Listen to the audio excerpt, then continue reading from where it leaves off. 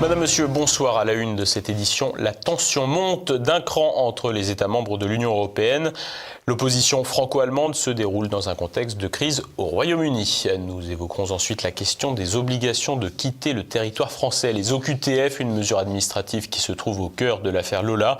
Et enfin, nous reviendrons sur les manifestations de jeudi soir dans cette même affaire.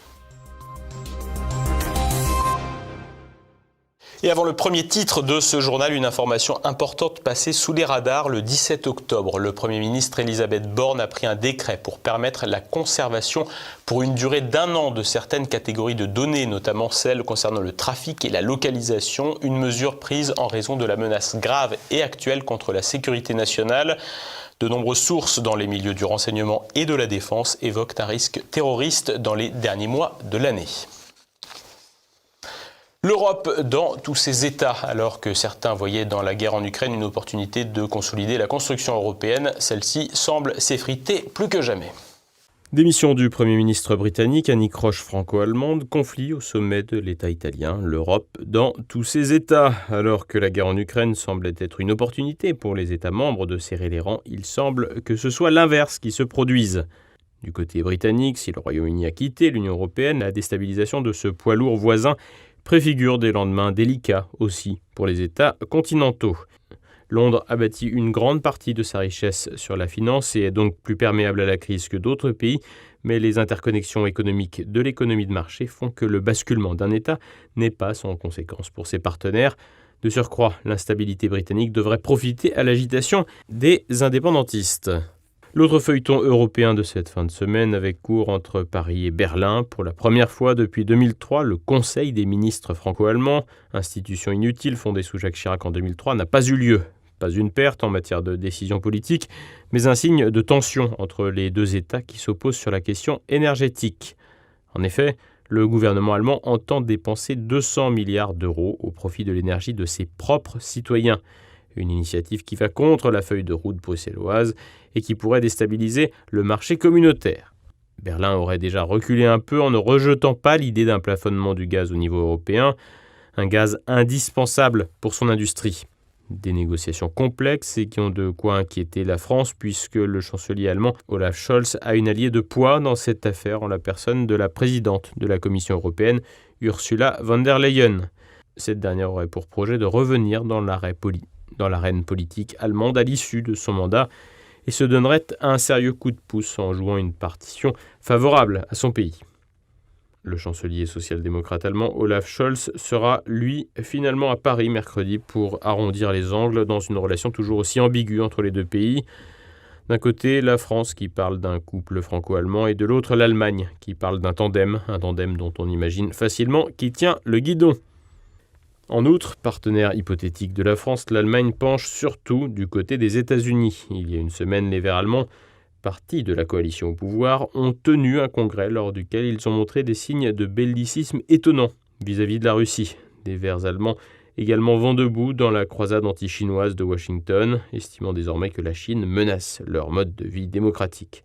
Une tendance pro-américaine qui se retrouve en Allemagne dans l'achat d'armes auprès des États-Unis et de la fourniture de matériel militaire à l'Arabie saoudite. Londres chancelle, Paris et Berlin s'écharpent et l'Italie s'agite aussi. À peine Giorgia Meloni arrivée au pouvoir que la nouvelle patronne de la droite italienne a déjà rappelé à l'ordre un de ses partenaires, Silvio Berlusconi, qui entretient des rapports cordiaux avec Vladimir Poutine. Berlusconi et sa formation Forza Italia pencheraient plutôt du côté du Kremlin et un échange téléphonique entre le Cavaliere et le président russe a agacé Mme Meloni qui a tenu à rappeler que son pays était pleinement dans l'Union européenne et dans l'Alliance atlantique. Rappelons que les personnes qui ne partagent pas cette position ne pourront pas faire partie de son gouvernement. Toutes ces nations européennes citées sont en outre secouées par des mouvements sociaux et des colères politiques qui ne sont pas gages de stabilité. Partout, l'inflation. En France, les grèves et l'absence de majorité absolue pour le gouvernement. En Italie, la poussée nationaliste qui agace Bruxelles. En Allemagne, un risque sans précédent sur l'industrie et une contestation forte de la politique anti-russe. À cela s'ajoutent les conflits intra-européens, notamment contre la Hongrie et la Pologne, quand ces pays rejettent le catéchisme progressiste ou quand Budapest renonce à se priver de son partenaire russe. Un contexte continental déplorable et des circonstances qui rappellent l'échec d'une construction européenne qui s'est faite surtout dans l'ombre des États-Unis.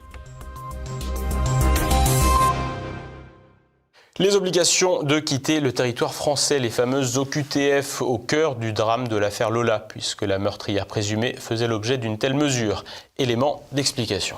Les OQTF au cœur de l'actualité. La mort de Lola, une jeune fille de 12 ans à Paris le 15 octobre, a mis en exergue les lacunes de cette mesure administrative. L'obligation de quitter le territoire français, ou OQTF, est une mesure prise par le préfet visant un étranger en situation irrégulière. La décision doit être notifiée et motivée sur le fond. À partir de la notification, la personne dispose d'un délai de 30 jours pour quitter le territoire. Elle a la possibilité de demander une aide au retour volontaire. Si une fois passé ce délai, la personne n'a toujours pas quitté le territoire, elle peut alors être placée en centre de rétention ou assignée à résidence. C'est alors l'administration française qui doit organiser ce départ. On compte en moyenne 120 000 OQTF prononcés chaque année. Très peu sont exécutés. En 2021, on comptait 3 501 OQTF menés à exécution sur 62 207, c'est-à-dire seulement 5,6%. La crise sanitaire a aggravé le phénomène puisque sur l'exercice 2019, avant la séquence Covid, 13% des OQTF avaient été exécutés. C'est peu, mais c'est plus de 2 fois plus. Un prétexte fréquemment invoqué dans la non-application est l'absence de laissez-passer consulaire. Ce document émanant du pays d'origine vers lequel le renvoi est effectué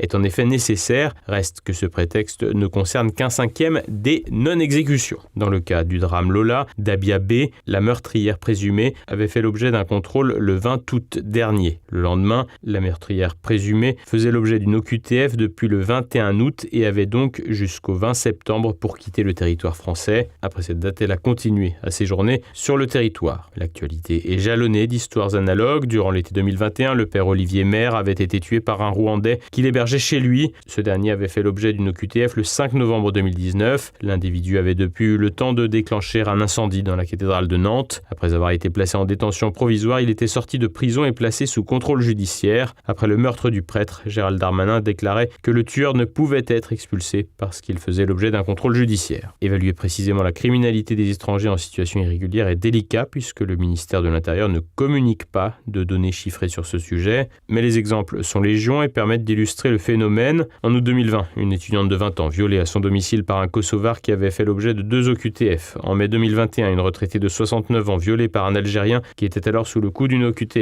Plus récemment, dans la nuit du 4 au 5 octobre, une jeune femme de 18 ans tuée par une balle perdue lors d'un échange de coups de feu entre les forces de police et un Marocain qui avait fait l'objet de procédures en 2021 pour violence avec armes et port d'armes prohibées et faisait l'objet d'une OQTF. L'affaire Lola n'est pas un cas isolé et un sondage donne 6 Français sur 10 favorables au placement des étrangers en situation irrégulière en centre de rétention administrative. Problème, il n'y a que 1850 places dans ces établissements pour plus de 600 000 clandestins, d'après les chiffres donnés par Gérald Darmanin. Ce mardi, le ministre de l'Intérieur a annoncé la création de 300 places supplémentaires dans les centres de rétention. Une goutte d'eau dans une mare de sang.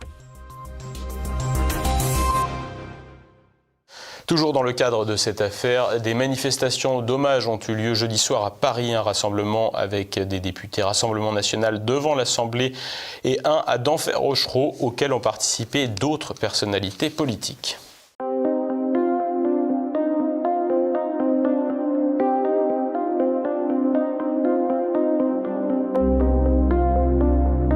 Depuis des années et des années, leur laxisme tue, tout simplement, monsieur. Ça suffit, il y a un moment, il faut savoir dire stop. Aujourd'hui, en fait, c'est une petite fille à qui on a arraché la vie. On lui a arraché son innocence, on lui a tout arraché. Et en fait, cette petite fille est en train de devenir un symbole.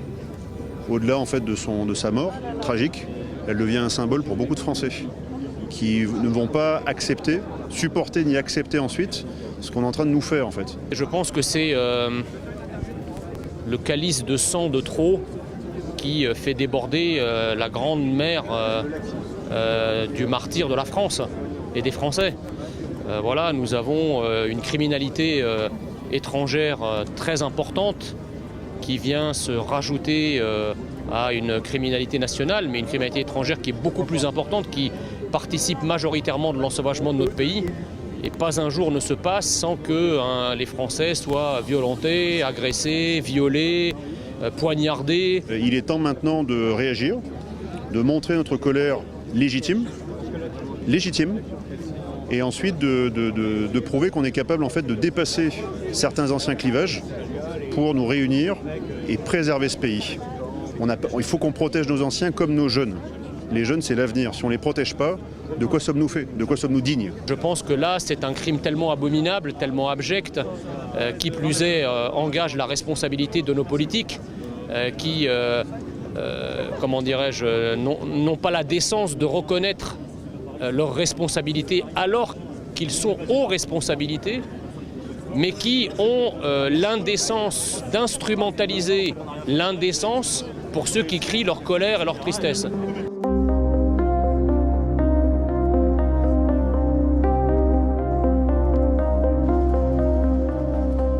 La souffrance que tous les Français ressentent, ils la ressentent d'autant plus cruellement qu'on a quand même tous le sentiment que cette horreur aurait pu être évitée. Voilà, donc je l'ai dit à Madame Borne lors de la question au gouvernement. Je pense qu'il est c'est le droit et même le devoir de la représentation nationale que de demander au gouvernement ce qu'il compte faire pour que de tels actes ne se reproduisent pas. Je suis bouleversé, je suis papa, j'ai 2 filles. Je suis totalement bouleversé par ce qui se passe. Moi je suis révoltée, je suis énervée, je suis attristée que la France devienne un pays pareil, quoi. Je peux n'être qu'en colère, comme tout Français, je dirais normal, au vu de la situation qui se passe, au vu des faits, au vu d'une enfant de 12 ans quoi, qui devrait être à l'heure actuelle avec ses parents et pas 6 pieds sous terre. J'ai la colère non seulement contre cette femme évidemment, mais aussi contre tous ceux qui l'ont permis. Ça veut dire c'est l'aboutissement d'une politique qui a été voulue, encouragée, mise en place, complètement consciente. Ce n'est pas un hasard. Je veux dire, à la fin, ça devait aboutir à ça, ça aboutit à ça. Coucou, monsieur Darmanin, j'espère que franchement tu vas te réveiller et que tu vas prendre tes responsabilités. Parce que ce qui se passe là, c'est pas normal. La France, elle en a marre, les Français, ils en ont marre. J'estime que la peur est un outil psychologique et remettre la peur dans la tête des assassins, c'est protéger la société, la paix, la démocratie et la civilisation.